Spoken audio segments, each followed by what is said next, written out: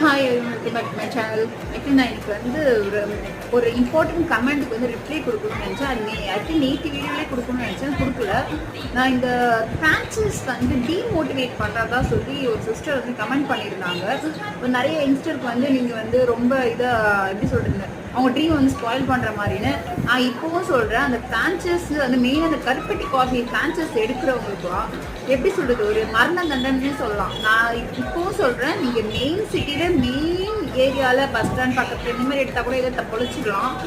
அவங்க வந்து ஒரு சில ஏரியாஸ்லாம் ரெஃபர் பண்ணுவாங்க. நாங்கள்லாம் போய் எடுத்திங்கன்னா அவுட்ரு தான், அந்த பைபாஸ் அவுட்ரு இந்த மாதிரிலாம் எடுக்க சொல்லுவாங்க. அதெல்லாம் சத்தியமாக நம்பாதீங்க. அட்ட ஃப்ளாப் தான் ஆகும்.